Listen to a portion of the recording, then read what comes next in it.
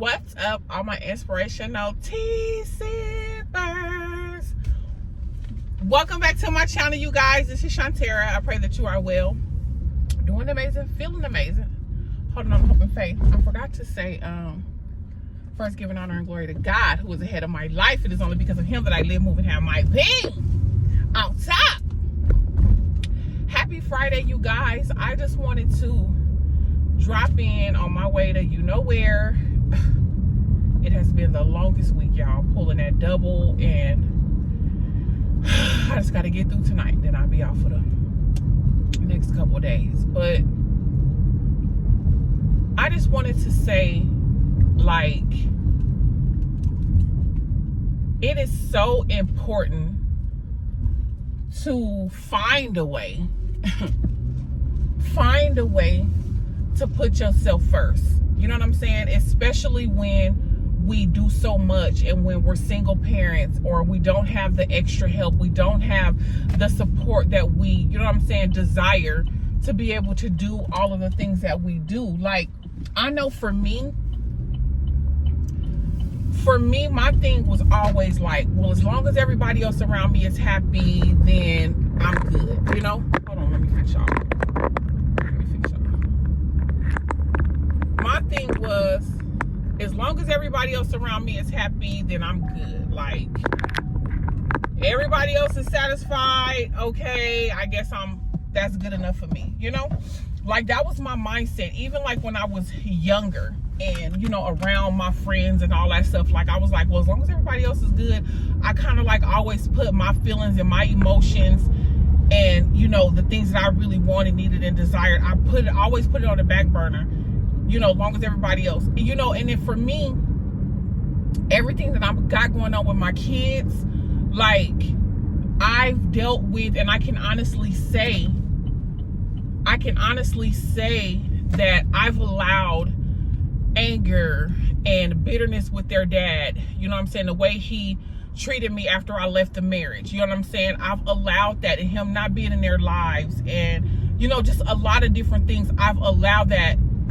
My children's health, you know what I'm saying, Deanna with the baby, and Tariana with her mental issues, you know what I'm saying, the bipolar, the, you know, back and forth to Children's Hospital, my 7-year-old special needs son. Like, I show up for my kids come hell or high water, you know what I'm saying. Like, I show up for them, like, no matter what, because I feel like I know now from experiences, if I don't show up for my kids, nobody else will. You know what I'm saying? If I do not show up for my babies the way that I show up for them and provide and make sure they have what they want and need, and, you know, and make sure I'm doing my best to take care of them, nobody else is going to show up for those kids.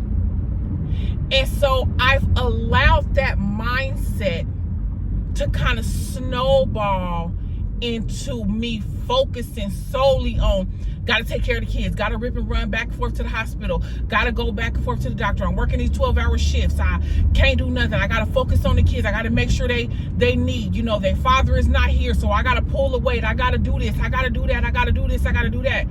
All the while, food is my choice of food of choice as far as like my addiction. All the while, I'm starting to eat back my emotions. You know what I'm saying? I can see the weight gain on my clothing haul videos. My knee is starting to bother me. I'm having blood pressure issues, and I've never had blood pressure issues. I'm starting to have headaches. You know what I'm saying? I've never had an issue with constant headaches. I've gotten to the point, and I even told my daughter, because, you know, with us going back and forth, and us, you know, with the nutritionist and at the Children's Hospital, and she's 13, and yes, she deals with hallucinations. Yes, she deals with, you know, bipolar and cutting and all these different things, and depression and all of these different diagnoses that they gave her.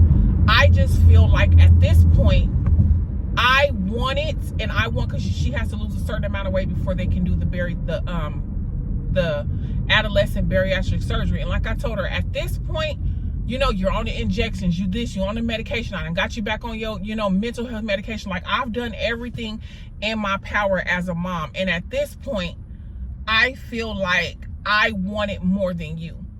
And just like with anything, you know what I'm saying, you cannot want something for somebody so much more than they want it for themselves. You know what I'm saying? They have to put in the work. They have to put in the effort. They too also have to help as well. You know what I'm saying? I'm like, here I am running around with these kids, you know, doing all of this, doing all that, trying to make sure, dealing with anger, dealing with bitterness, so upset with their father, and it's consuming me to the point to where it's affecting me in a negative way, and my health is taking a big shot.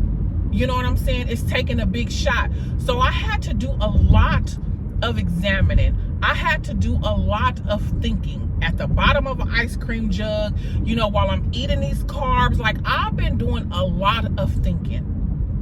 Shantera, you either gonna continue down this downward spiral and giving them your all, your best, whatever you feel like you got to give these kids, and your health is going to continue to deteriorate, or you either gonna do your best, snap out of it, and get to a point to where you make time for yourself, because you have to understand that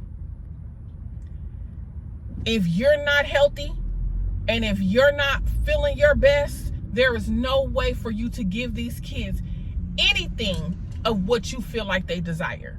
You know what I'm saying? It's just impossible. You know what I'm saying? You're tired, you don't have no energy,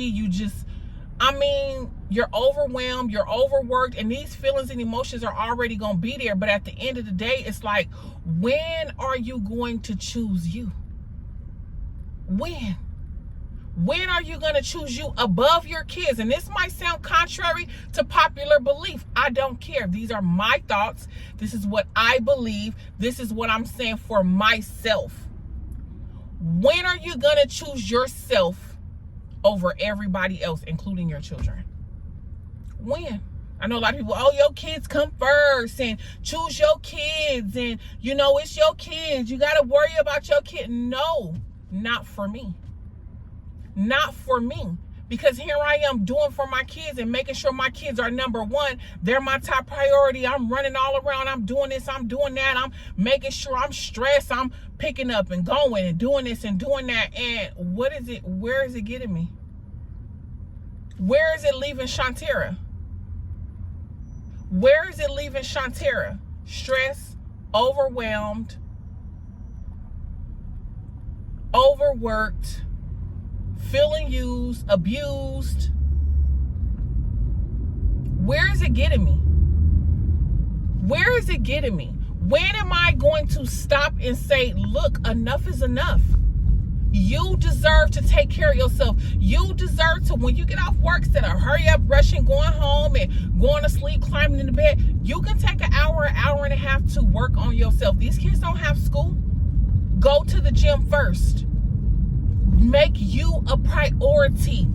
Make your mental health a priority. Start reading your word more. Start praying more. Start, you know what I'm saying? Do things, start journaling again, writing, all of those things.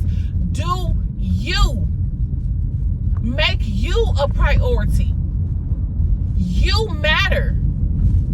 You matter. It is your mental health. It is your mental space. It is your physical being. And not only that, as I'm making these videos and I'm, you know, God is giving me these messages to tell y'all, like I always say, whatever I give you guys, I take it for myself as well.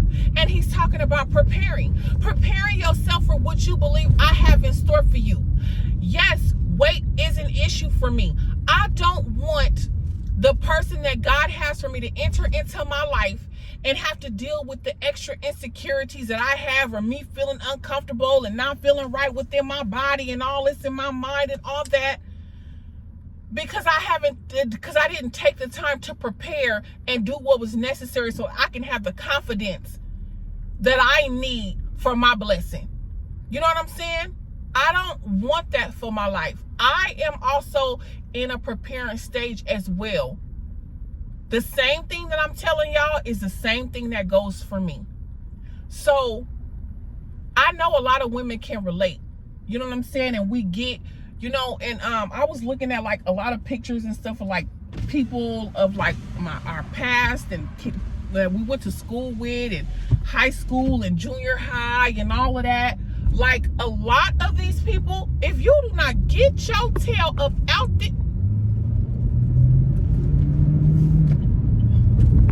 gotta drive like the bat out of hell sometimes just to get some type of something. A lot of these people don't even look like, they look older, you know, they look worn, they look, you know, that's not what I want. You know what I'm saying? If the Bible is telling me, and if God is telling us in this hour that our latter days are going to be greater than our former, than the things that we previously went through, we got to prepare our minds, our hearts, our bodies to be able to move around and do these things. And I'm like, Lord, he's harping on, I don't mean to say harping because that's kind of rude, but he is talking about our bodies and our temples. You know what I'm saying? We let ourselves go. And I know it sounds harsh, and I am included. We let ourselves go and we get comfortable, and, you know, we start having all these problems and ailments and all of these things. And it's like, we got to get it together. We have to get it together. There's some promises here. There's some things that we have to do. There's some places that we need to go, and we need to be healthy mentally, physically, spiritually, and emotionally to accomplish that. And so I vow, even though it is so hard, oh my goodness, like, to get off of work and go to the gym. Because, like, when I get off work, I'm like, no, I'm ready to get in my bed. And I'll go back and forth in my mind for at least a good hour or two.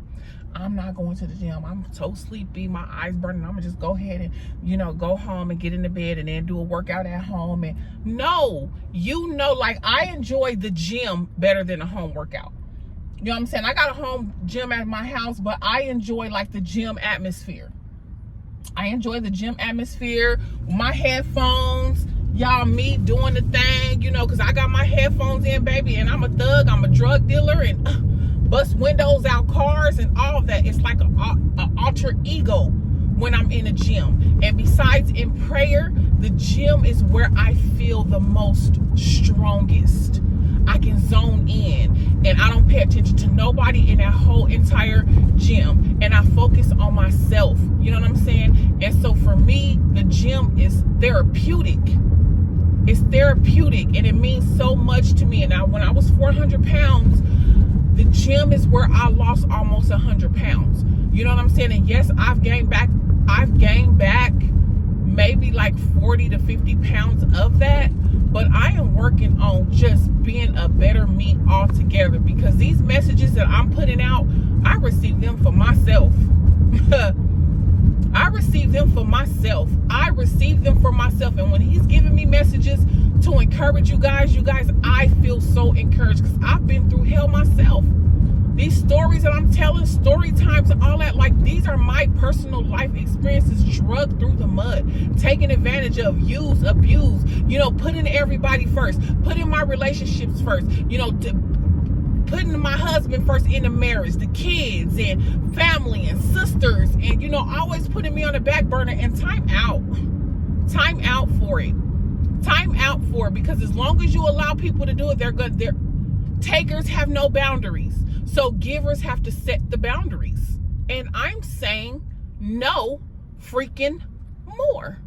We're still Psalms 24 for the rest of 24. And until the next time, inspire, be inspired. I love you guys. God bless you. Good day.